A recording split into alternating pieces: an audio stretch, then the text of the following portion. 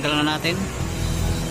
Pagka mag-check kayo ng bearing kung palitin na, gagawin nyo lang dyan, sasalitin nyo lang ganyan. Mararamdaman nyo naman yung ating gagawin ngayon. Problema pala nito mga sir, ay paparinig ko sa inyo. Iikutin ko muna yung gulong. Isa pa.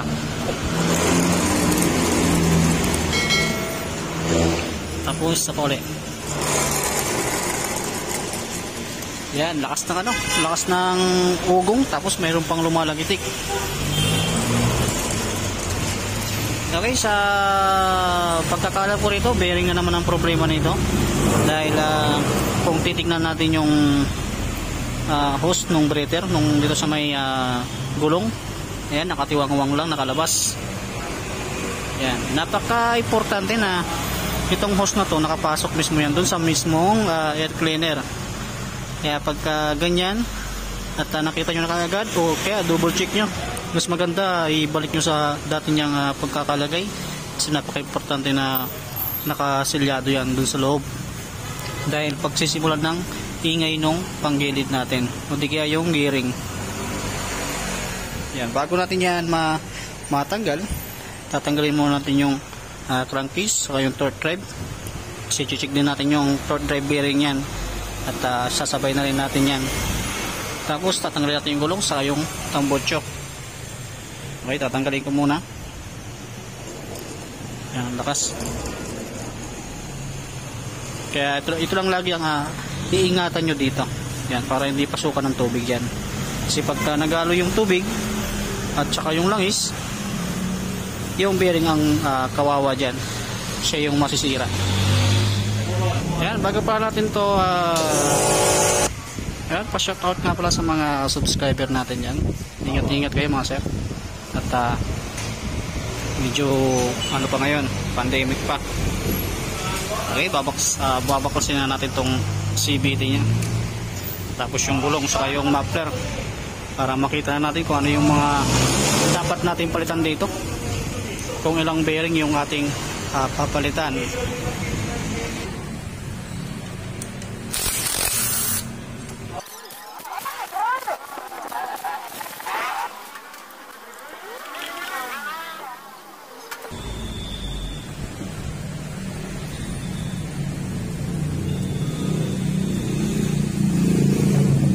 Try muna natin siyang buksan nung nakatanggal to. Yan ang mas malakas. Tapos tatry naman natin tatanggalin muna yung clutch bell saka yung torque drive.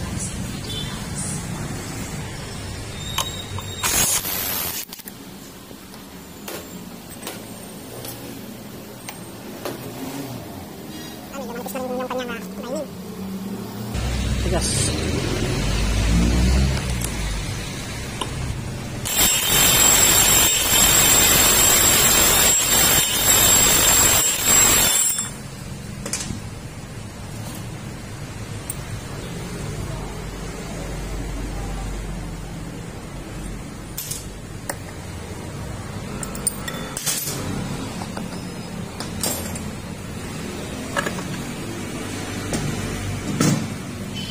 Yan, natanggalan na natin yung kanyang torque drive. Yan. Tapos tatry natin ulit siyang paikutin.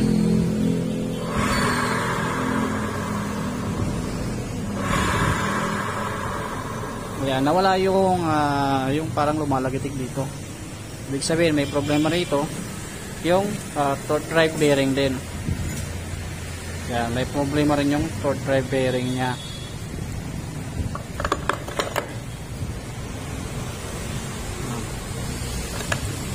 Kaya isa rin ito sa ating papalitan, yung torque drive bearing na to. Tapos ito, yan, kung marinig nyo, masyadong parang bakal to bakal na nagdudurog, nadudurog.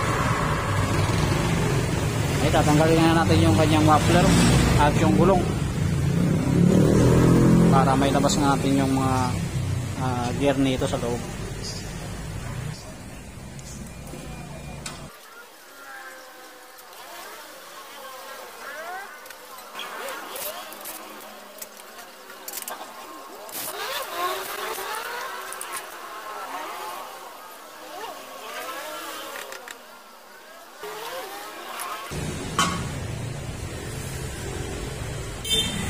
Yan, natanggalan na natin yung gulong at lilipat naman tayo sa may kabila para matanggal na natin yung kanyang tornilyo.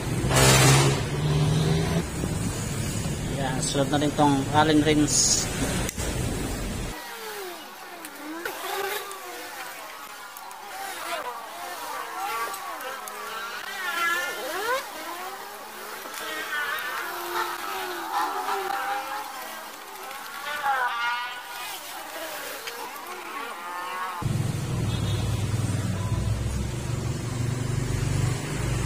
Yan, nagkulay brown kasi naghalo na yung tubig saka yung langis, kaya nagkulay brown siya. Kulay gatas. Ay yung delikado, kaya lagi nasisira yung bearing natin.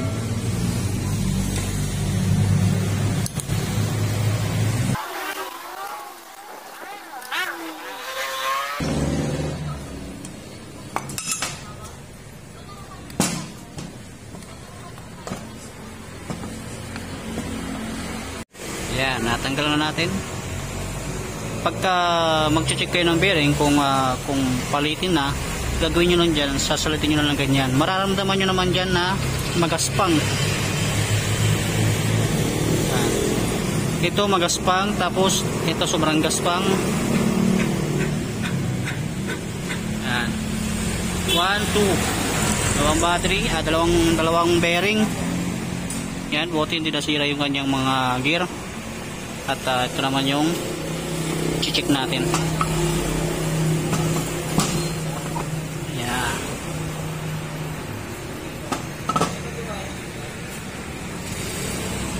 Check din natin yung mga gear, baka mamaya may bungi.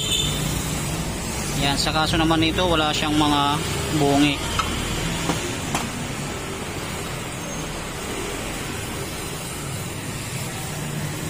Yan, tapos dito sasaratin nyo ulit kung mayroon na siyang problema, kasi mararamdaman nyo naman dito pagka once na ginaganto nyo parang may sumasabit. Ito palitin na rin to. Ito okay pa, pero isasabay na rin natin na papalitan yan para bago lahat, kasi gumagalaw na rin siya. Yan, nagkakaroon na rin siya ng problema. Okay, bali ito lang yung may iwan natin na isa, kasi ito hindi naman gumagalaw. Yan. Pero kung nasa inyo naman yan sir, kung papalitan nyo yan. Ay, tatanggalin muna natin yung mga bearing nya. Okay, ito. Dito pinaka iingat-ingatan natin, hindi dapat yan mabusalsal, hindi ito. Yan. Kaya gagamit ako ng yung pantagol ng spark plug. Ayan, dapat dito, sagad dito. Ayan, saka natin pupukmukin yan.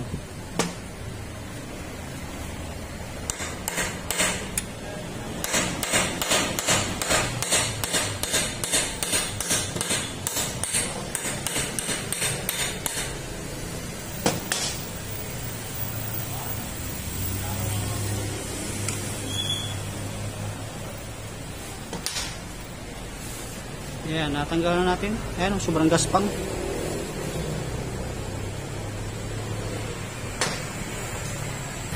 Dito mga sir, ang gagamitin kong pangtanggal ng bearing, wiwildingin ko to dito. Kasi ayaw kong gumamit ng puller, kasi tumatagos yung puller natin doon sa may kabila. Pag sisimulan ng crack doon sa may kabila, tatagas na yung gear oil natin. Kaya i-wielding ko na lang yan para ma-welding natin. Pupukuin kong papalabas dito. Ganoon din dito sa may part na to. Yan, i-weldingin ko rin to. Saka yan, para matanggal ko. Ito sobrang ingay nito. Yan, sobrang gaspang. Okay, tatanggalin ko muna to. Welding ang gagamitin ko dyan para mahugot. Yan, gagamit ako ng portable na welding machine. Yan, dito ko ilalagay. Tapos gagamit tayo ng T-wrench, yung sira na T-wrench. Yan, ilalagay ko rito. Tapos dito ko wiwildingin. bago natin siya i-welding yung bearing, mas mainam na tatanggalin pa rin natin yung positive na nakadikit sa battery. Tatanggalin natin yan para iwas sa sira ng ECU. Marala.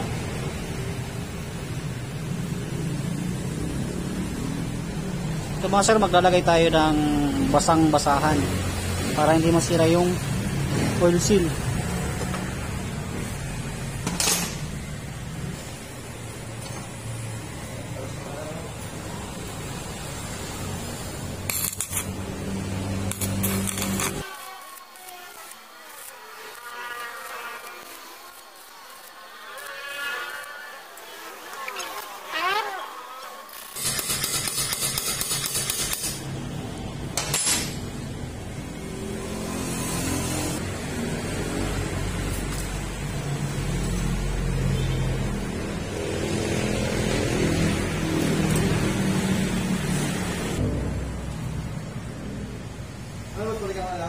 Oh.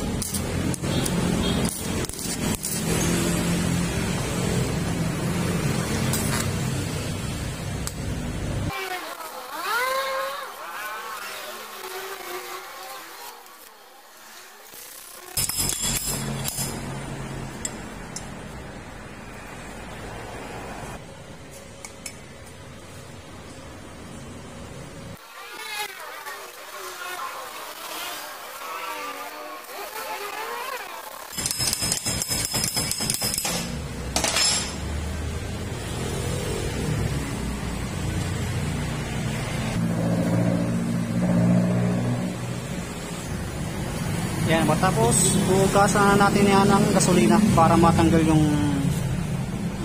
pinag-weldingan.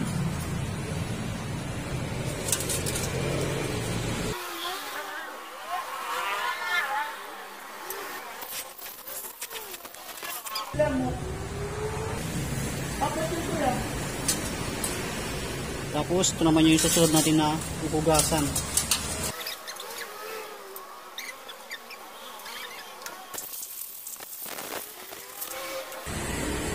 Yan, natanggalan na natin yung mga bearing nya. Tapos nalinisan na rin natin. At ilalagay naman na natin yung kanyang bearing. Tapos tatanggalin din natin yung bearing na yan. Tapos mamaya sabihin ko sa inyo kung ano yung size ng bearing. O di kaya ilalagay ko na lang sa pinakababa.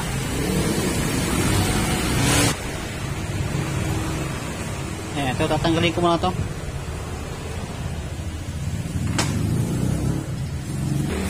Ayan, dito muna tayo at tatanggalin mo natin itong bearing. Gamit lang kayo ng mga ganito. Ayan, yung ginagamit ko na yan yung socket. Tapos yung ito, ginamit ko kanina.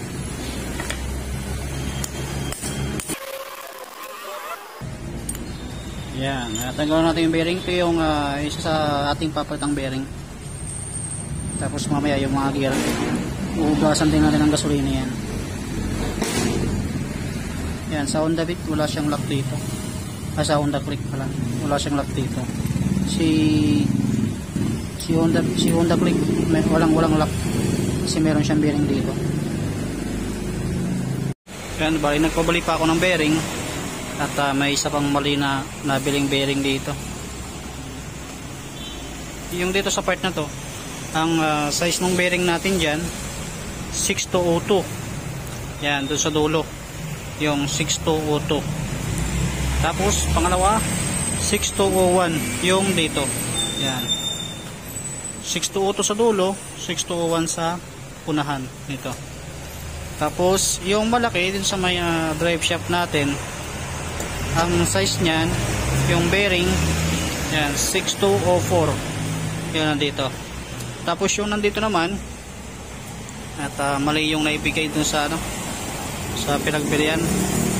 Ang naibigay 6302, pero ang kailangan nating bearing ay yung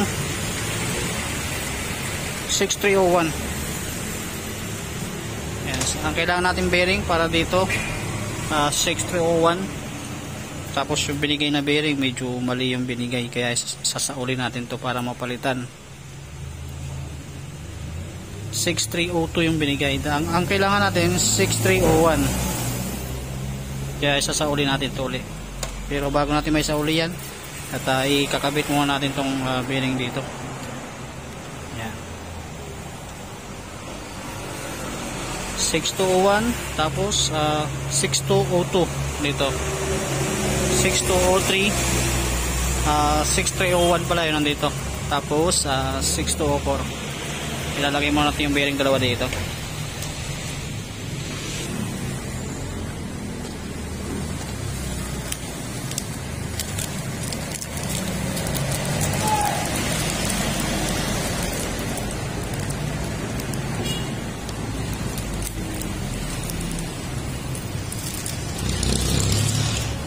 Dito mga sir, tatanggalin natin yung cover ng bearing.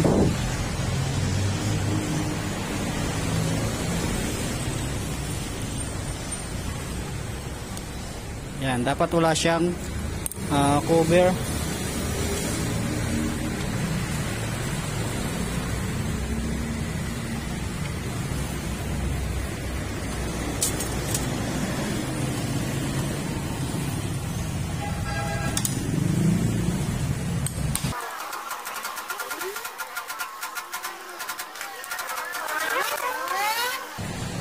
Tapos sunod natin dito yung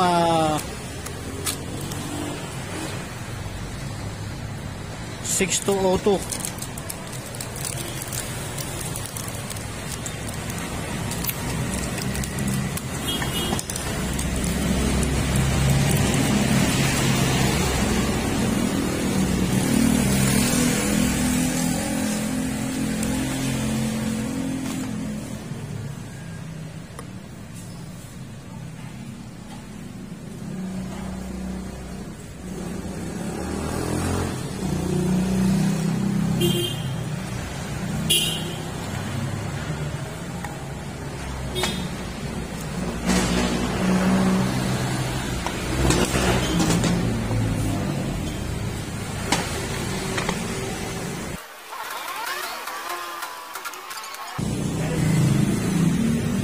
Nailubog ko na yung 6201 saka yung 6203 6202. Pagka magsisinsil kayo nito, dapat yung lapat dito sa may mismong gilid-gilid, wag po yung nasa gitna, kasi pagka nasa gitna yung ating pinukpukan, masisira lang din yung bearing. Yung drive shaft naman yung ating lalagyan ng bearing.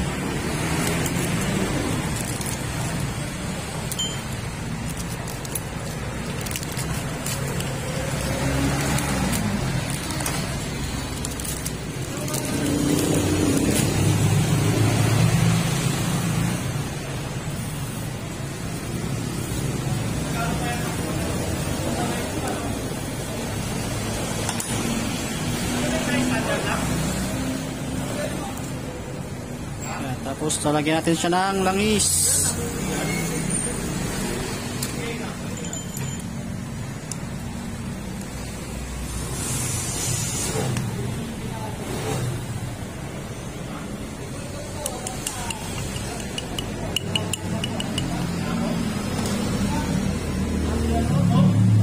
Yan, ilulubog na natin to.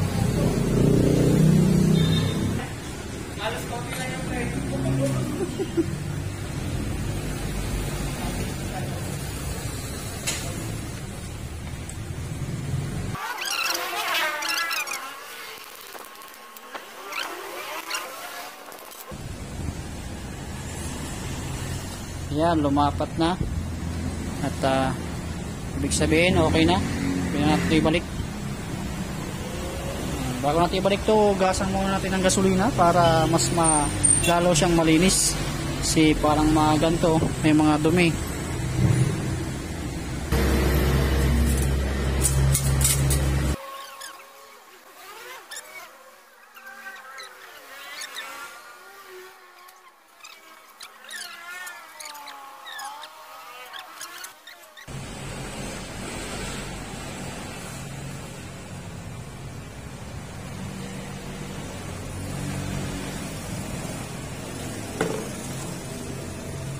Yan, kapag ka maglulubog kayo ng bearing, side by side lang yung pupukpukin nyo. Huwag kayong magpupukpuk dito dahil masisira yung bearing natin. Dapat dito lang sa kilid-gilid.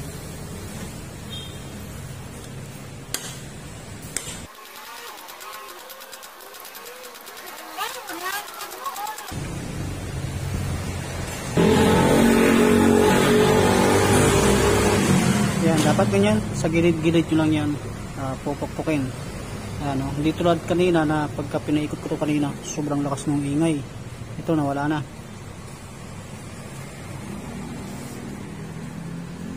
Yung isang bearing na lang kailangan natin dito. Okay, lalagay na natin yung bearing 6301 dito.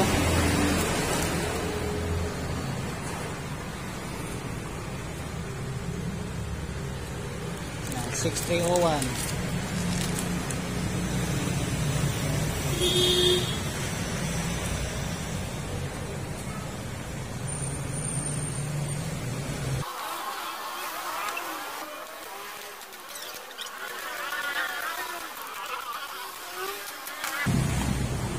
Yan, ilagay natin. Basta pagka magpupukpok kayo nito, dapat dito lang sa gilid-gilid lang. Tapos babalik na natin yung mga gear.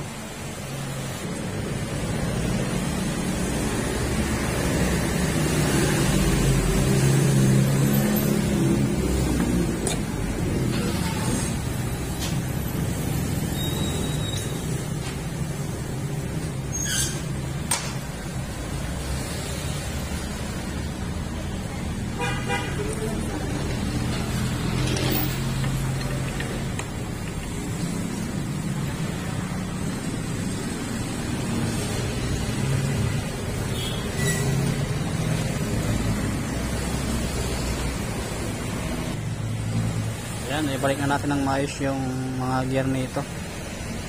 Tapos huwag niyo kakalimutang apply ng ng langis. Tapos check niyo yung dowel, dapat dalawa yan magkabilaan. Tapos punas-punasan niyo na lang dito. Huwag na lang kayo maglalagay ng silicone gasket o Vita Gray. Kasi itong pon na to, itong gasket niya, hindi yan basta-basta nasisira.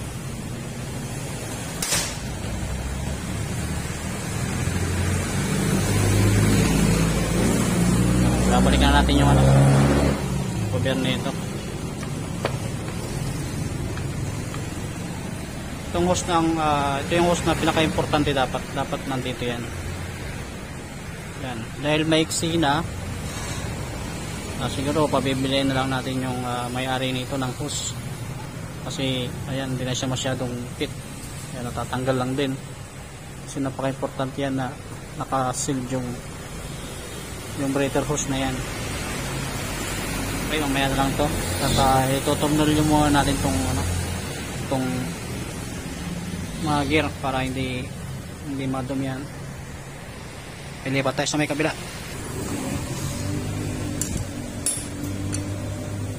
Yung tornilyo magkakaiba yan. May mas malaki yan na tornilyo. Dito yung ilagay.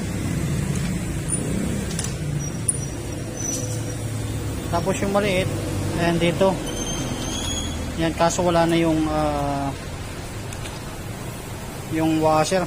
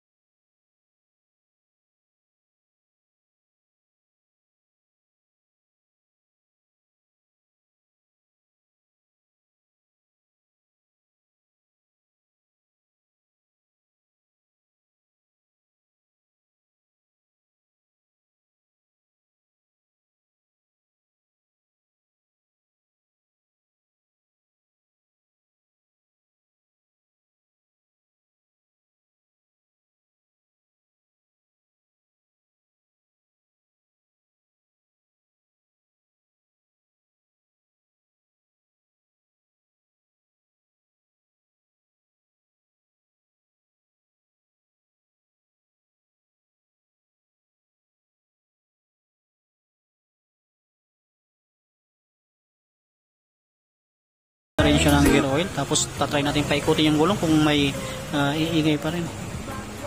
Ayan. Bali na wala na yung ingay niya. Wala na yung gargar nung bearing sa loob pag pinapaikot natin yung gulong. Tapos susunod naman natin dito yung kanyang torque drive. Papalitan din natin ang bearing. Yan dito. Tapos ibabalik na natin. Dito naman tayo sa may part ng torque drive. At papalitan natin to ng bearing. Tapos ito yung bearing na ilalagay natin sa torque drive. Ayan. Ito yung bearing na nabibiling online. Ito yung ilalagay natin. Kasi pag sa Honda tayo bumili, per piraso po siya. Hindi po siya magkasama, per piraso. Ay bago natin tumatanggal o bago natin mapaklas yung mga bearing, unang-una po natin gagawin dito, tatanggalin muna natin itong malaking tornilyo na to. Ang size nito 39 to 41 ang size. Tatanggalin natin yan, tapos matatanggal natin yung spring dito. Siyempre tatanggalin din natin yung cover nung spring para mapaghiwa-hiwalay natin. Tapos itong bearing na to may dulo, mayroon pang lakyan, yung silak. Kaya gagamitin pa natin ng ng pantanggal. Bago natin matanggal yan, uunahin muna natin ito. Kasi pagka hindi natin ito pinaghiwalay, hindi po natin matatanggal yung bearing dun sa may pinakadulo. Itong bearing na to hindi natin maibababa yan hangga't hindi natin napaghiwalay. May ituturo ko sa inyo kung bakit kailangan natin kalasin pa bago matanggal yung bearing. Yan, ito yung ginagamit kong pantanggal dito. Size pala nung gagamitin natin nasa 41 yata to, 39. Yan.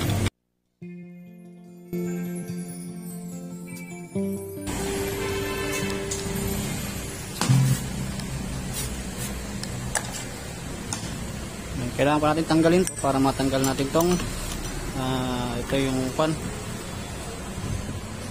part na to. Gamit tayo ng gumos.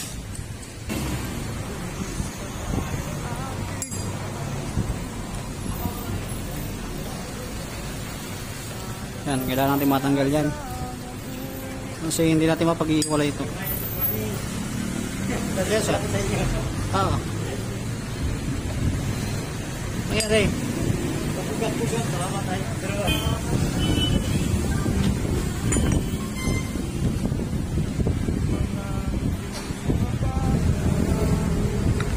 Tatanggalin natin yung bearing.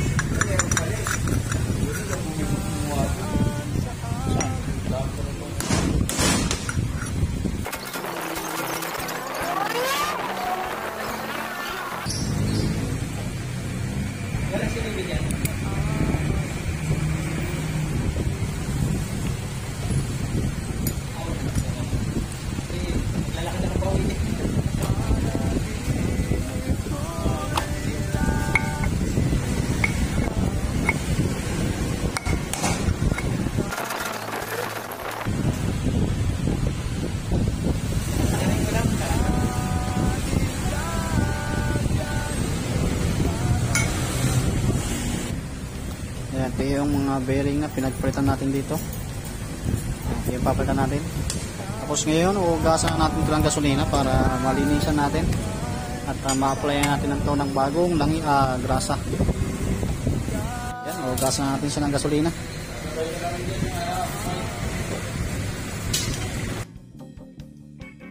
Kumusta ka?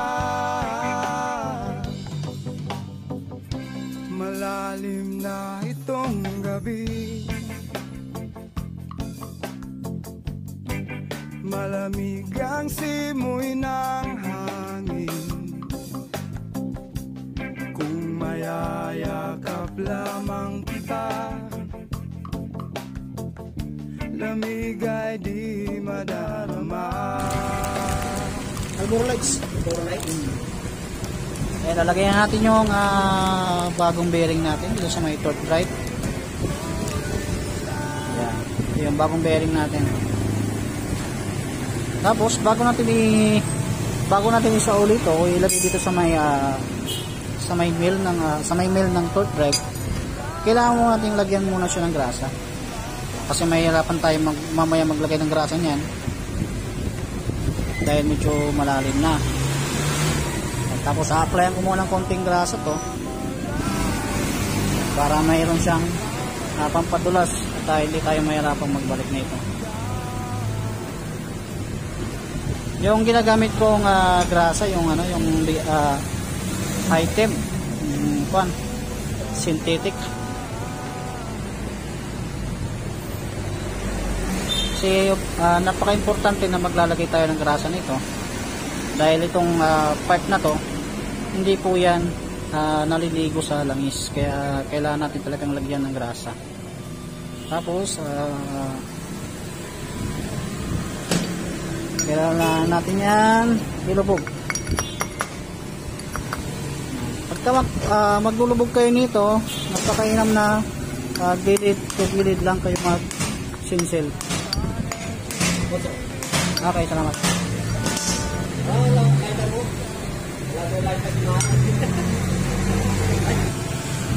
Yan, dapat mailubog nyo ng mabuti yung bearing para mailagay natin yung lock nito. Yan, dapat lubog na lubog. Yan, tapos talagayan natin yung lock.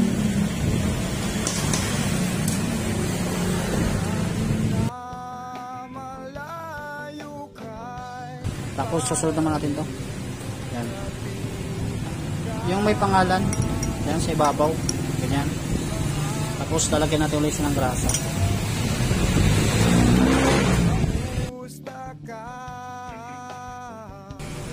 Yan. Pagka magsisinsil kayo yan, dapat yung lapat na lapat dito para hindi masira.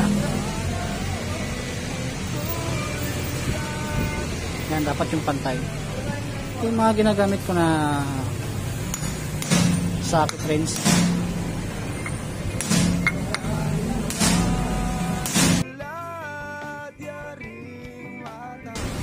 Tapos dapat hindi siya masyadong lubog na lubog, yung saktong-sakto lang dapat siya. Yung pantay dito.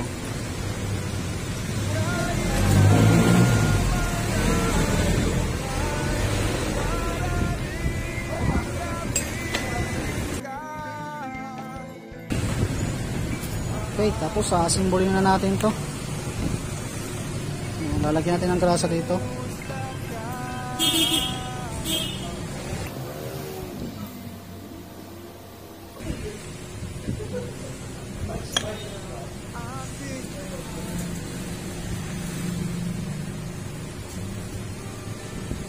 Yan, tapos sa tapat nyo dyan para may lagay natin yung tatlong tinanggal natin dito.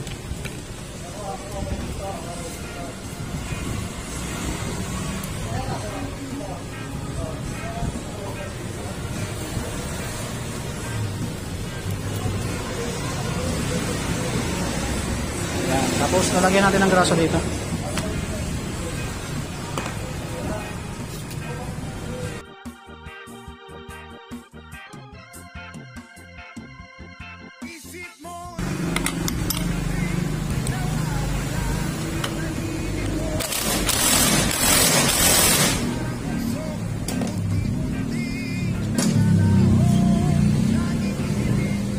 Yan, pwede na natin ilagay dito sa may CVT.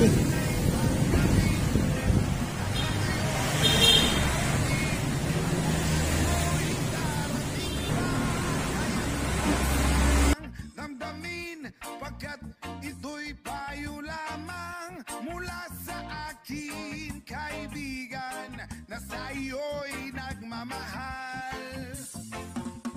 Huwag mong sayangin ang panahon.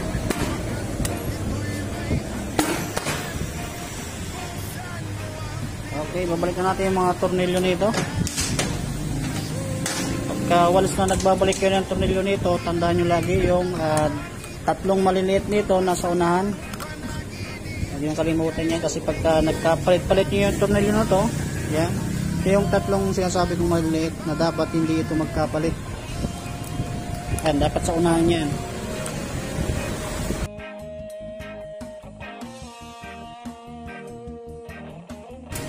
Yan, tapos na tayong magpalit ng mga bearing nito. Yan, tahimik na uli siya. Hindi siya tulad kanina. Yung sinasabi kong tatlong maliliit na tornilyo dito, yan, dito. Huwag nyo kakalimutan yan kasi nagkapalit nyo yung tornilyo na malaki dito, yung medyo mas mahaba. Nailagay nyo dito, tatagos yun dun sa pinakailalim. Pagsisimulan po yan ng tagas. Diyan na yun maglilik.